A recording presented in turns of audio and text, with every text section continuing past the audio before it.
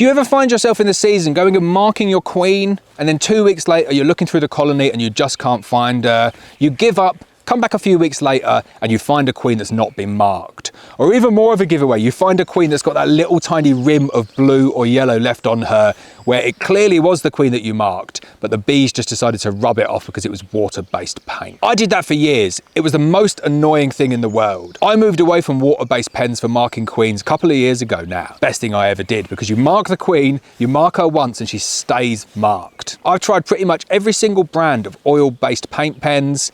In this video, I'm going to show you my favorite and the one I'm using for 2022. So these are the paint pens that I'm using for 2022, made by a company called Zaya. And there's a few reasons that I really like this brand of paint pen. First one, obviously, it's an oil-based paint pen, which means that when you mark your queen, it takes a little bit longer to dry.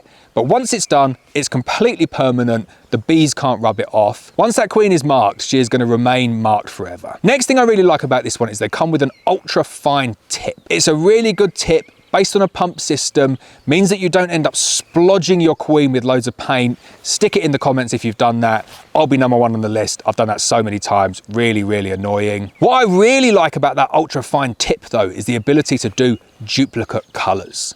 Breeder queens do this all the time. I'm going to do this on some of my queens this year as well. Not going to do it on all of them, but it gives you the ability to do kind of like 2 different colours on the queen to give them a really unique individual marking. The final thing and the biggest thing that I like about this set of paint pens is the colour range that it comes in. Now, I don't know who came up with a system of using red, yellow, white, blue and green. Forgot that last one there. Obviously, they're very basic colours and someone's just chosen them thinking, well, they're very distinct, they're very different. But I don't know about you, I really struggle to see any queen when she's marked in red. Just can't see her. I like queens that are marked white, really do like the white marking system. So what I'm going to do is I'm going to move to a system that just completely abandons the standardized system of changing the colour every 5 years. What I'm doing is I'm moving to a system that changes the colour every other year. And I'm not going to stick to a specific colour either.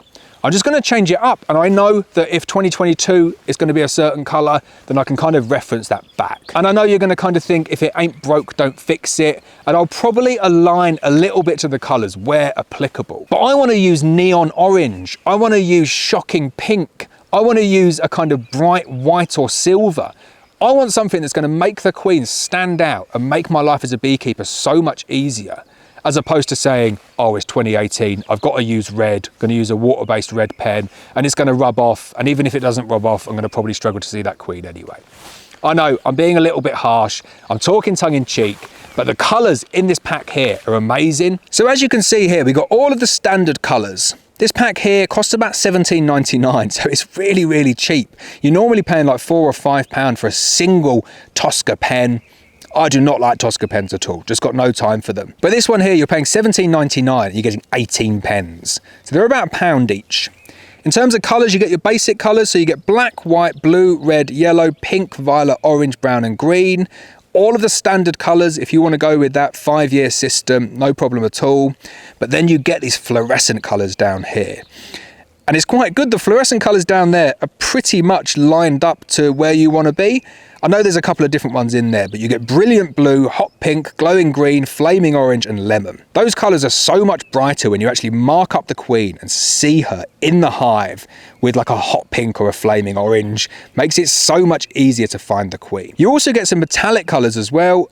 I find the metallic colours not quite as easy to see, but it's nice to have that additional colour palette in there as well if you're going to do 2 different colours on the back of a queen. So this is what the pen looks like. You can see there, nice small pen. They're not quite as big.